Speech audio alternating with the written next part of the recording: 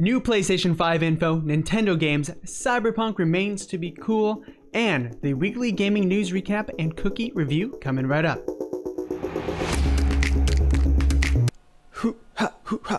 Welcome back to Sony Pop on YouTube. Today is Friday, September 18th. I'm Maddie, and of course, this is the weekly gaming news recap and cookie review. We have a banger today. So much happened this week.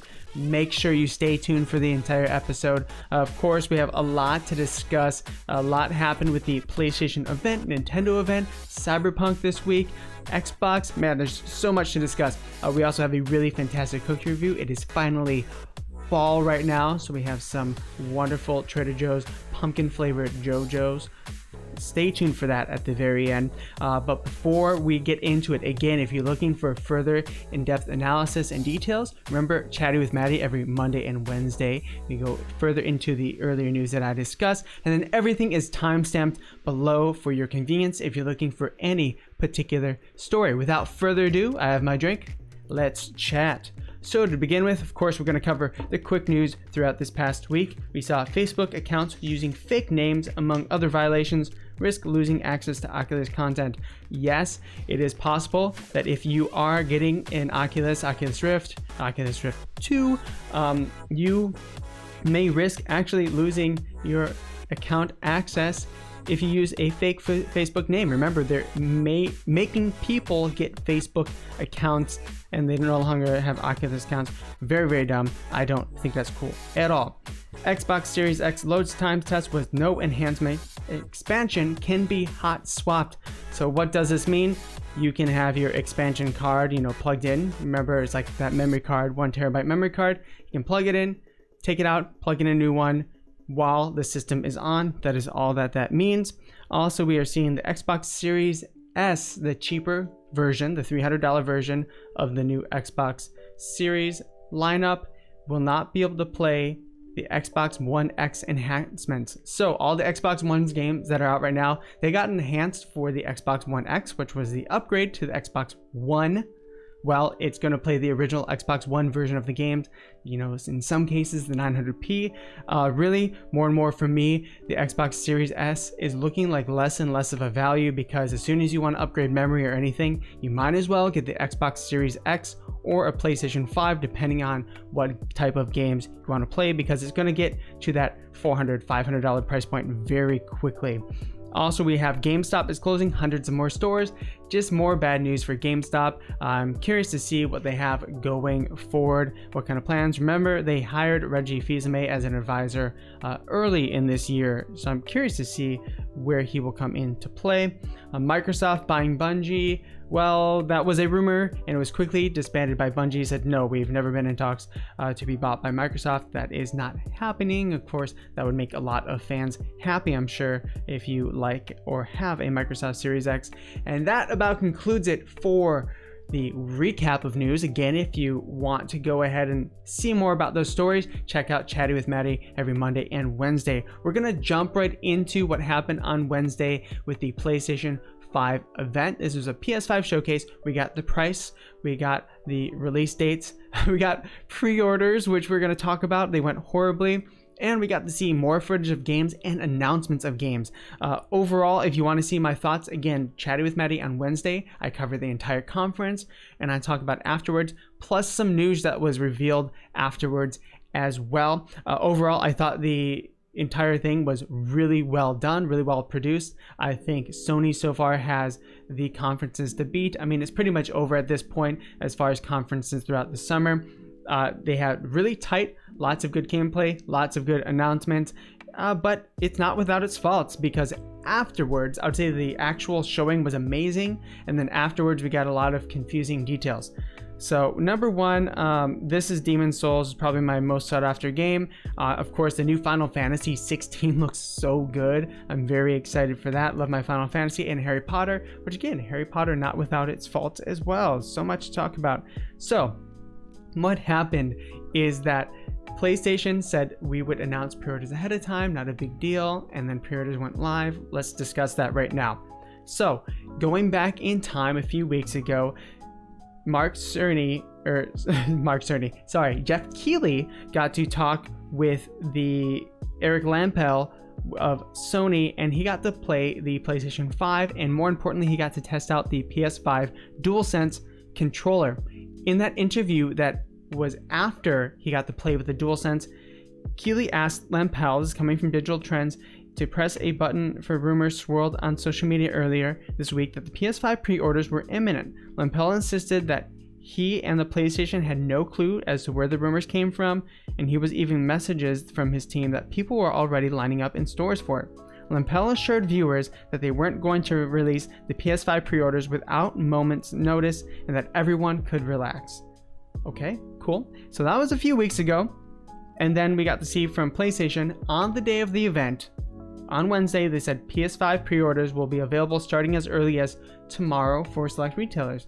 So I was making the video, I was about to produce it, I jumped on Best Buy, I jumped on Amazon, I jumped on Walmart, Target, just to see if the pre-orders were live. No, they weren't, and they weren't live for about an hour. So it was really tricky. A lot of people did this. Some people went to sleep, some people went and did something else, thinking, okay, great, pre-orders aren't going to happen until tomorrow, I can wait till then. Nope, pre-orders went live and they were sold out so quickly. But have no fear, and have some fear. So we'll talk about why. So coming from IGN Deals, we're seeing that this Amazon pre-order, if we can zoom in a little bit here, this is an email, it's really hard to read, but hello, we are contacting you about your order of the PlayStation 5 console to let you know that in advance that you may not receive the item the day it is released due to high demand. So we are seeing that some pre-orders are being canceled and some are getting things like this with like, hey, you might not get it on release day and we don't have a time frame for you. That is unfortunate. That really sucks. Also, we saw yesterday Target had a actual snafu on their system to where people were getting PS5s and controllers for like pennies. Of course, they went ahead and canceled all the items. So should you worry? Now, I tried to get a PS5. I couldn't get it all the day of, really frustrating. Right before bed, I checked IGN Deals, tweeted out a Best Buy link. I was able to get a pre-order through that for the regular edition. It seems that most of these retailers are opening slots here and there throughout the day. So if you're interested, make sure, especially on Twitter, to follow those links, to follow IGN Deals, to go on the Verge website and see, because it seems like their links work for some reason. When I try to research it myself, it wouldn't work on the same exact website. So I'm not exactly sure if they have a particular link that works a little bit better. So go ahead and check that out if you're still trying to get one. But also, they keep on releasing more and more. This also falls in line. So here, Alex Kane says on Twitter, Walmart says they'll have more PS5 units available for pre-order on Tuesday, September 22nd, including in-store. More console news coming tomorrow. So just keep on trying if you really want one. It seems like you'll be able to get one. And also, you know, we're seeing that a lot of the PS5 games are going to be kind of cross-generational, coming out for the PS4. There's going to be an upgrade path for them. There's not going to be free upgrades, which do suck. It seems like they're putting some work into it, so we'll see how worth that upgrade is. I wish they were completely free upgrades like Microsoft seems to be doing as well. And then we go into an interview with the PlayStation boss, Jim Ryan. This is coming from the Washington Post. They did a pretty extensive interview with Jim Ryan, so go ahead and check this out. Let's see who the actual journalist is. Gene Park here. So he's done a few things that I've read before, and we get a lot of tidbits from the PlayStation 5 that we didn't know before. He talks about backwards compatibility. We get to talk about the actual availability of the PlayStation 5. And I think, again, if you want one, you should be able to get one at normal price. Don't pay those eBay retailers yet. Just be patient and keep on looking and keep on trying to put one in your cart. I think it will calm down in the preceding months. So let's read a few excerpts from this, and we're going to talk about them because there's a lot that he says in a short amount of space here.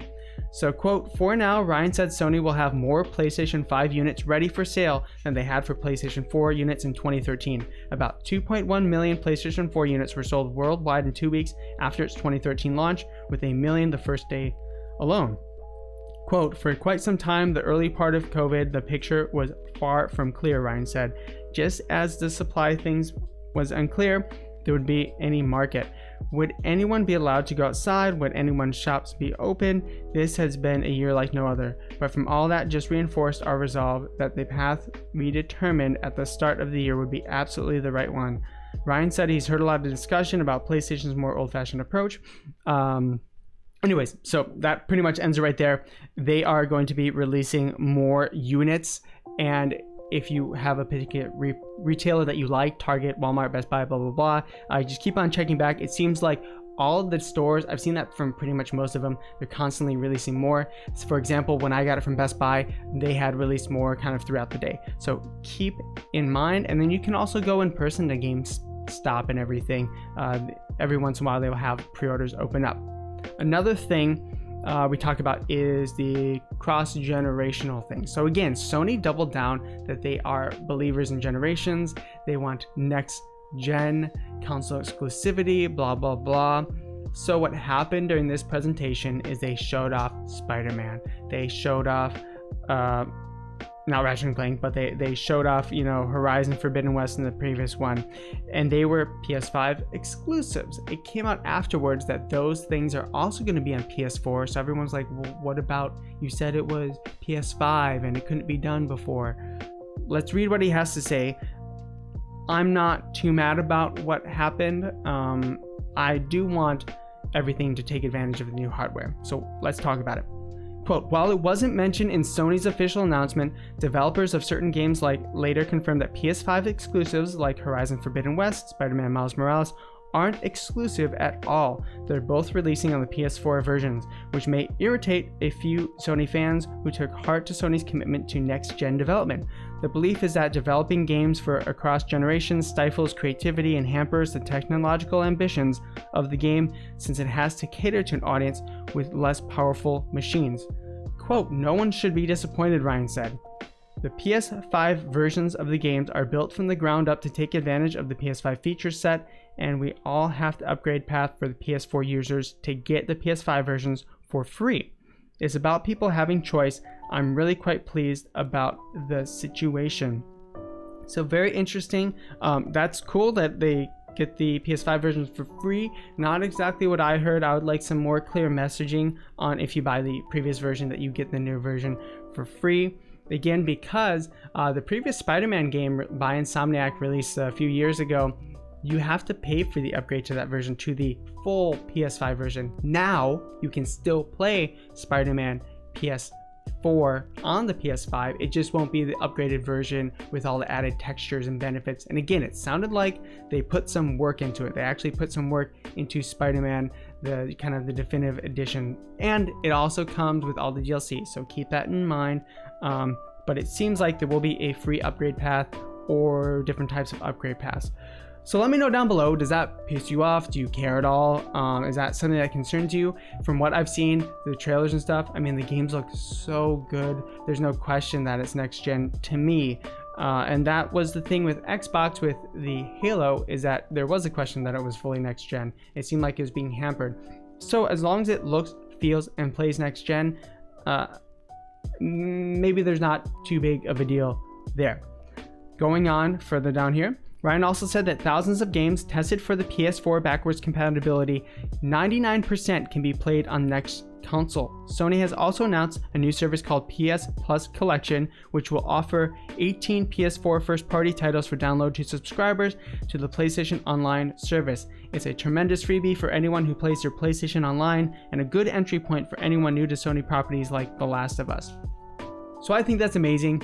It's something I expected and I've read before, where you can just put in a PlayStation game. It doesn't need to be whitelisted. You can try any PS4 game and it should just work on the PS5. No issues. There's going to be weird ones that, require maybe move controls or some other attachments that might not work quite well with the PS5, if they haven't tested the entirety of the PS4 library. But it sounds like pretty much everything is going to work. Day one, it's going to really expand your library. And if you're not part of the PlayStation ecosystem at all, well, if you're signing up to PS Plus, which you kind of need to do if you want a lot of the online stuff, you will get 18 first-party titles and you have so much amazing stuff to play. I think that's pretty awesome. That's something I expected. Now, one thing that wasn't said there is backwards compatibility for PS1, PS2, PS3.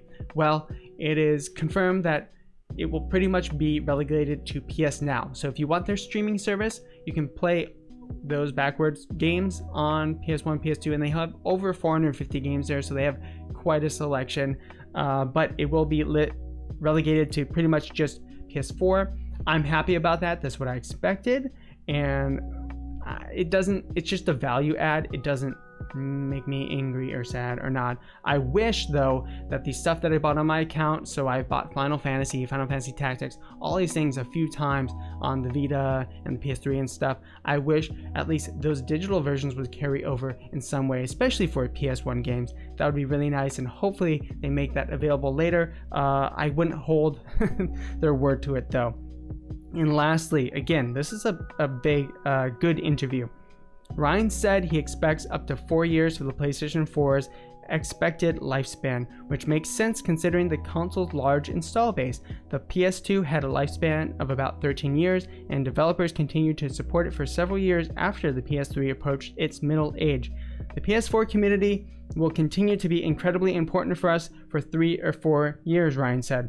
Many will transition to PS5. We hope to do our job well, but tens of millions will still be engaged with the PS4. Sony has also expressed increasing interest in porting games to the PC, as we saw earlier this year with the release of Death Stranding and Horizon Zero Dawn. Sony has also been pushing its brands and characters to film TV shows, with Uncharted, Tom Holland vehicle, and The Last of Us HBO show in the works. So we see the PS4 will be around. We might expect a year or two of cross-generational games. People are speculating that the new God of War, the Ragnarok is coming, God of War 2, that might be a cross-generational game still. Who knows? They really haven't said anything about it. Again, God of War on the PS4 looked phenomenal. Some of the best looking games ever on this really pretty much, especially for this current year, very underpowered hardware. So I'm curious what it's going to look like in the PS5, and will it be exclusive to the PS5? That'd be very cool, because then they can really go crazy with the lighting and the models and everything they do so well. So again, there's a lot to be said about PS5 and the recent announcements. Let me know what you think below about all that. There's so much to discuss. All right, we got to see what PS4 did with the pre-orders. Let's jump over to the Microsoft side. Xbox Series XS pre-order starts September 22nd. Pre-order Xbox Series X and Xbox Series S starting Tuesday, September 22nd. So they detail it here on News on Xbox. It seems, they've given plenty of updates. Next week, beginning September 22nd, you'll be able to pre-order both the Series X, our most powerful console ever, and the Series S, our smallest console ever, delivering next-gen performance for a more affordable price. Series S and X will be available in 37 countries on November 10th, 41 countries this holiday. You can secure your place for the next generation by pre-ordering them for a low monthly price as well. So they have pre-announced pre-orders. When it's going to happen? Will this go the same way? Will this go as smoothly? Well, it sounds like it will. Jeff Keighley reports on Twitter, here are pre-order times for the Series S and X on Tuesday, September 22nd, which we'll go over. He also says, I've heard that Xbox will be penalizing retailers by lowering allocations if they break these embargoes. So hopefully these times will hold. PlayStation, that's what happened. Is PlayStation said, hey, tomorrow we're going to have pre-orders, and then the retailers went rogue, and Walmart tweeted, you don't have to wait, come get it now. Best Buy, get it now. That's what happened, is they just released it now, because might as well strike while the iron is hot. You want to sell out your pre-orders, create a frenzy. That really sucked. And it created a lot of people not getting it. Again, I think you will be able to get a PS5 if you want one. So let's look at the pre-order times.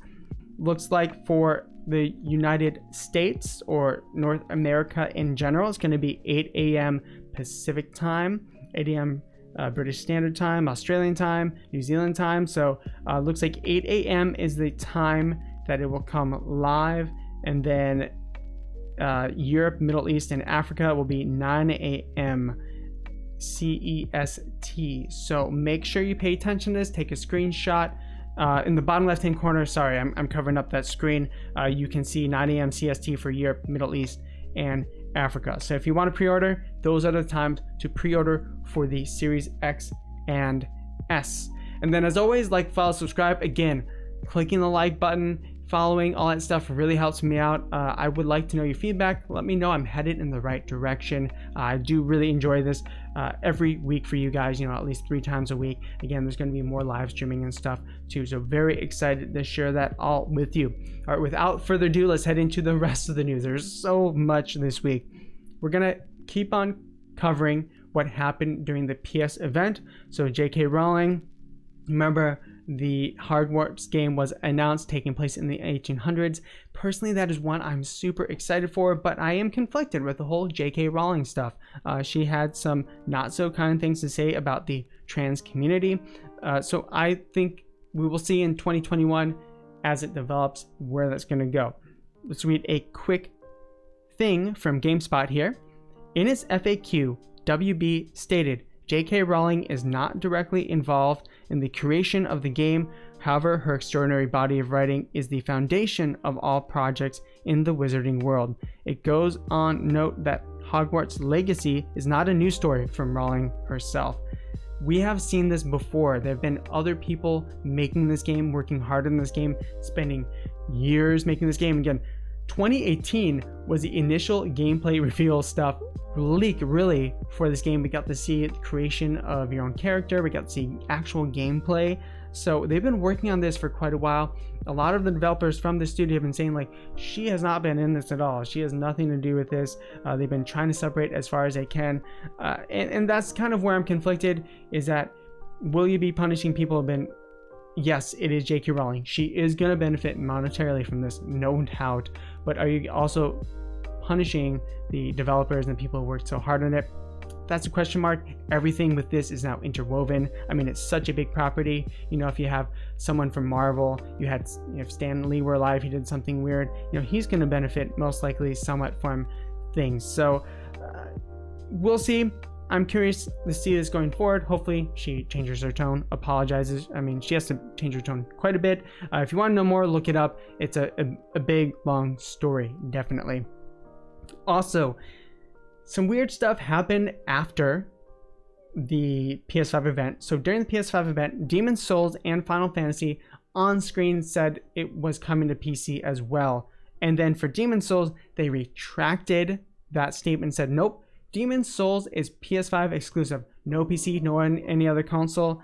And then that happened the same for Final Fantasy 16. Is that no PC, no any, I believe it for Demon's Souls for sure.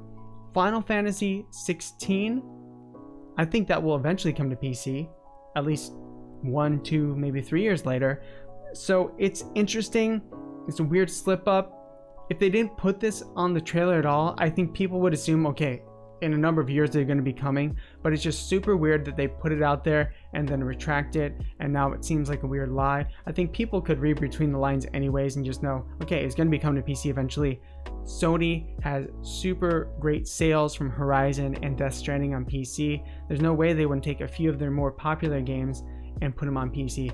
I think they're still going to retain a few franchises entirely on the PlayStation, maybe release some stuff 5 years down the road, maybe an Uncharted collection, but they're going to retain some special stuff for the PlayStation ecosystem, so that remains unique to that, selling the PlayStation boxes. But otherwise, pretty weird. Now let's move on to Nintendo news. So Nintendo has discontinued the 3DS. I have a new 3DS myself. Really enjoy it. Let me know what you think below. I mean, maybe I thought they would have discontinued it a few years ago when the Switch started becoming, because they didn't want to split the console space with the portableness of the Switch. Yes, it's kind of both. But man, it really had some unique, crazy, weird games. I mean, the 3D in it was so cool, such a unique feature, especially on the new ones once they upgraded the 3D and it actually tracked your eyes so you could see it once you rotated the screen. You didn't have to be in a sweet spot. Let me know what you think below about that. The end of an era for sure. If you have a 3DS, keep on playing it, man. There's so many good games on that.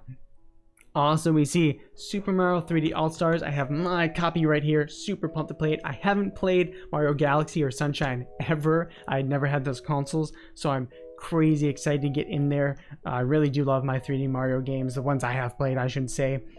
Sitting at 83 on Metacritic. So I've seen a lot of people confuse, like, each of these individual games on Metacritic is rated so high, 90s and above.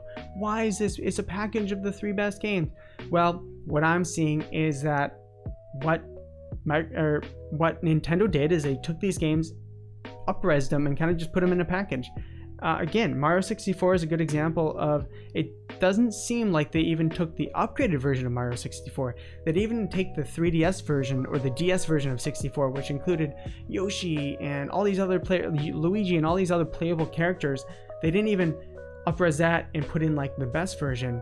So what reviewers seem to be saying is they put pretty minimal effort in this package, are selling it for full price, and it's super weird because there's fan-made renders and fan-made Unreal Engine Super Mario 64 that look so good, but Nintendo themselves decided not to put any effort in there. So when you're reading these scores, that's what it is. These games are apparently still classics. They play super well, just like they did, but you're going to see some negative reviews because Nintendo seemed to not do a lovingly caring job of packaging these together to make it even the sum to be better than the parts of the whole. So just keep that in mind when you're looking at this. I also want to look at some new releases. So we got to see Spelunky 2. Spelunky is such a phenomenal game. Please check out Spelunky 2. It's such a great run game. It's one of those games that's just like perfect in so many ways for exactly what it's trying. We have Kingdoms of Amalur: Re-Reckoning. Again, that was another game where it got panned for not being different enough. It was just kind of a re-release of the original. Nothing new there. And then Super Mario 3D All-Stars and Hades in particular is a game I wanted to pick out. Looked really amazing from Supergiant Games, of course, makers of Transistor and Bastion. A really cool looking roguelike where you play Hades and you're trying to escape out of the dungeon, making relations with different Greek gods and stuff. Looks really phenomenal. You can get it on PC and Nintendo Switch already today. Is on sale for $20. So go ahead and check that out. I'm going to be playing that this weekend as well, along with the Super Mario 3D All-Stars. I'm super pumped about that. Again, Nintendo also had a mini direct. Man, there's so much that happened this week. It is insane. So the Nintendo mini direct, we're going to go through all the games listed. I'm just going to play this trailer behind it. This is the Fitness Boxing 2 Rhythm and Exercise. I apparently missed Fitness Boxing 1. So, Nintendo Mini Direct, Monster Hunter Rise, which will be coming out March 26, 2021. A full Monster Hunter game with a whole bunch of new stuff. We'll be covering that in a moment. Monster Hunter Stories 2, again, that's a sequel to the DS game Monster Hunter Stories 1, which is a Monster Hunter RPG, kind of turn-based RPG. So I know a lot of people enjoyed that. I didn't play it. Disgaea 6 Defiance of Destiny is coming in summer 2021, which looks like a lot of fun. Now that in the North America will be console exclusive to Nintendo. In Japan and Asian countries, apparently that's coming everywhere, but Nintendo of America has made an exclusivity deal with NIS America. I think they're having some financial troubles, so it's going to be coming exclusively to the Switch, at least for a time being. And then Disgaea 5 has a complete free-to-play for a limited timeline on Nintendo Switch. Empire of Sin is going to have a pre-order. Empire of Sin looks like a kind of top-down RPG strategic type game. Also, we have Sniper Elite 4 coming holiday 2020. The Long Dark, which is out now. It's kind of a survival game in the wilderness. PGA Tour 2021, September 25th. Of course, PGA Pro Golf. We have Hades, which I spoke about before. It looks so good. That is out now and is confirmed 60 frames per second on Nintendo Switch. So keep that in mind. Balan Wonderland is coming March 2021. That is that Square Enix game. That's a 3D platformer, 80 different costumes. Looks really phenomenal. That was shown at the pre-show for the Series X console kind of release. Rune Factory 5 2021. Another like farming sim type, dating type game, just like a farming simulator or what have you. Looks really, really good, to be honest. Rune Factory 5, that will be out 2021. Ori and the Will of the Wisps, formerly a Microsoft exclusive, now coming to Nintendo Switch. That will be out now. Collector's edition is on I Am 8-Bit. It is out now. That is confirmed. 60 frames per second. Oh, sorry. I'm gonna maybe take that back. Hades, I'm not sure if that's 60 frames per second. I will have to double check, but Ori is for sure 60 frames per second on the Nintendo Switch. Again, out now, and then the collector's edition in 2020. And then of course we saw Fitness Boxing, and this is the Empire of Sin. Again, it's a kind of top-down strategic gameplay. So go ahead and check that all out. Certainly a lot to discuss. Let's go ahead and look at the Ori Will of the Wisps Collector's Edition. This is of course the Nintendo Switch, but they have an Xbox One and PC Collector's Edition. So if you love that game, $150 for a cool looking Collector's Edition. Of course, go ahead and check that out. And then we have Monster Hunter Rise. This is a full-blown Monster Hunter. Looks really good. Looks like they added some amazing traversal stuff to this. So number one, let's just quickly go ahead through this. So you can climb up walls, you can swing on this wire bug, which you can really get to like any place you see. There are some big changes in this, which are somewhat of a first for Monster Hunter on the Switch in particular. I know Monster Hunter World did some of these things, but Monster Hunter on the Switch. So number one, no more map zones. You can go freely throughout the map with no more loading between zones. It is just completely freely one single locale.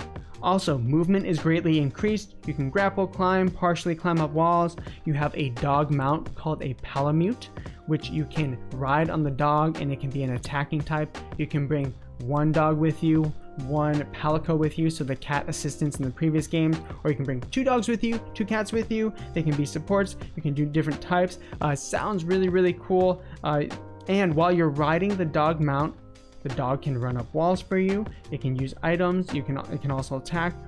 And of course, as in any Monster Hunter, lots of new area, lots of new different types of monsters. So go ahead and check this out. This was its own breakout. There were two Nintendo Mini Directs. This was the second one that focuses specifically on Monster Hunter and the gameplay. Looks really good. I'm not sure if I'm gonna get it. There's so many amazing games coming out. I don't have time to play them all. I definitely want to check it out. I hope, which there usually is, I hope there's going to be some sort of demo for Monster Hunter, which they typically do for Monster Hunter.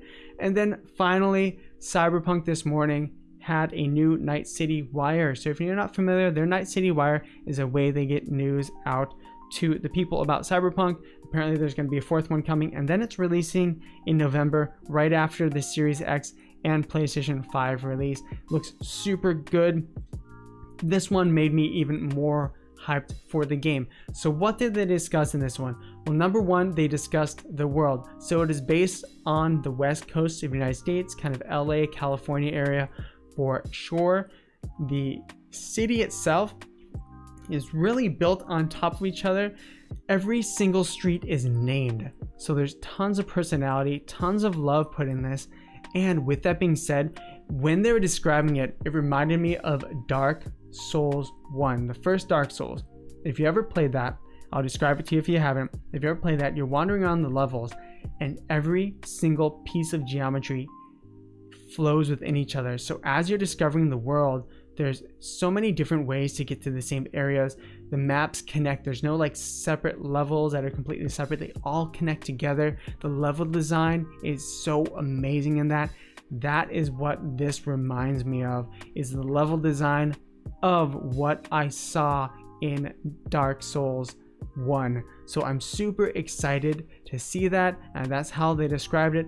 Also, the missions, there's going to be, of course, the main story missions, but they said just like The Witcher 3, you're going to have randomly occurring missions all the way throughout the world, and they're going to be just as deep and involved just like The Witcher 3 was. So keep in mind, I mean, that sounds so phenomenal, and they kept on switching the music throughout this trailer, and what they're showing, and the music sounded super good. And lastly, they went into the different gangs in Night City. You know, a lot of different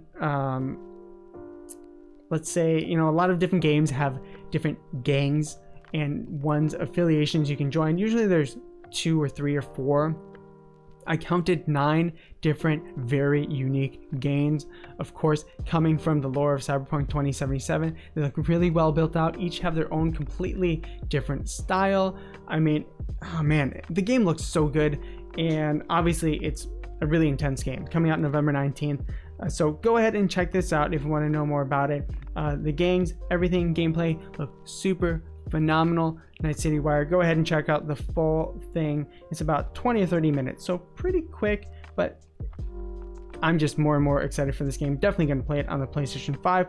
And the last story of today, Michael Ancel, Rayman creator, says he is quitting the game industry. He is also Beyond Good and Evil 2 and Wild in development. So he was the person heading up development on that. He is leaving. Again, Beyond Good and Evil 2 was announced forever ago, and we've not seen anything in the Ubisoft Forward from this year, so they must be having more development troubles. Let's read a little bit into this.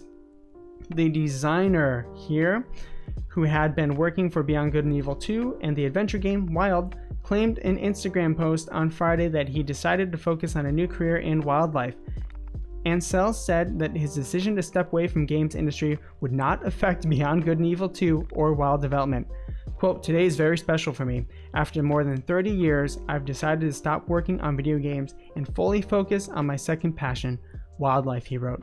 "My new project takes place in the real world and consists in a wildlife open sanctuary dedicated to education, nature lovers, and wild animals." Well, let me know what you think below. I mean, will that affect this? I think it definitely will affect the development. How could you have someone who's the visionary and lead leave and that not affect development? That someone just step in place? Maybe he spent the last year getting people ready for his leaving. Who knows? Those are games I was definitely looking forward from Ubisoft, so hopefully they come out, and good luck to Michael Ancel. Definitely deserves a really nice change of pace. Alright guys, well that about does it for the weekly gaming news recap. Now we are on to the cookie review. Again, if you're not going to stick around for this, which I think you should, this is going to be insane. If you're not going to stick around for it, have a wonderful weekend. You definitely deserved it. Remember, follow me on the 3Ts in IG, Twitter, Twitch, TikTok, and Instagram. And let's get into the cookie review right now. So today we have the pumpkin flavored JoJo's. This lets you know that it is officially coming into fall. We have Halloween coming up, my favorite season by far. Super pumped for it.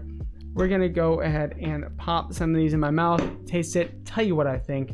Now these are Trader Joe's own Oreo type of cookie. As I drop one. Oh man.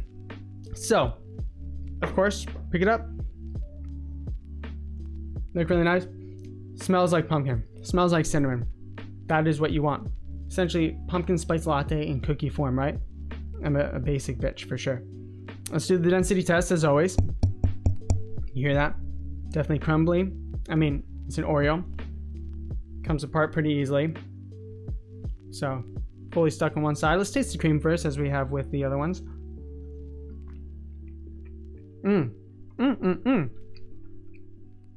Oh, that's gonna be good. Oh, it's sweet. That's for sure. Not overly sweet, but definitely sweet. You get that nice pumpkin-y flavor. Definitely more towards, so pumpkin. What happens with pumpkin is you have some people add cinnamon and nutmeg. Nutmeg is the more aggressive of the two flavors. I prefer a more cinnamony type of pumpkin type thing. Starbucks has a sweeter, more cinnamony type thing. If you've ever been to on the West Coast Better Buzz or anything, they have a more nutmeggy type thing, kind of warmer, less sweet. This has a more cinnamon type flavor, which I really enjoy. Oh man. All right, let's give it the full-on taste. All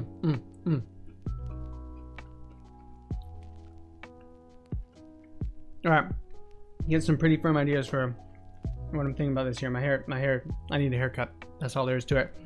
All right, so have you ever had cinnamon Teddy Grahams? It's like the final form of cinnamon Teddy Grahams. It has really nice, again, more cinnamon type flavor, very warm, definitely exudes pumpkin vibes. Very, very good. Highly recommend these. If you're in the market for a pumpkin flavored type Oreo product. Again, these are JoJo's, not Oreos. Don't sue me. Don't sue me. But if you're in the market, highly recommend these. This with milk will be killer. I had some coffee this morning, so I have it over there still, iced coffee. So I'll probably have it with that, but I wish I had milk. I don't have milk today. But yes, highly recommend this. Eat it. I'm going to finish the rest of these this weekend for sure. My girlfriend cannot have any. All right, guys. Well, thank you so much. That concludes the weekly gaming news recap and cookie review. Remember me. Follow me on the 3Gs and IG, Twitter, Twitch, TikTok, and Instagram. I'll be there for you. I'm pretty heavily communicative on that. And then I've been streaming more on Twitch, will be happening the next few weeks. Of course, I live streamed the PlayStation event this week as well. Had a lot of fun doing that. Have a wonderful weekend. You certainly deserved it. And I'm Maddie. Remember, Be yourself and eat a cookie. Bye.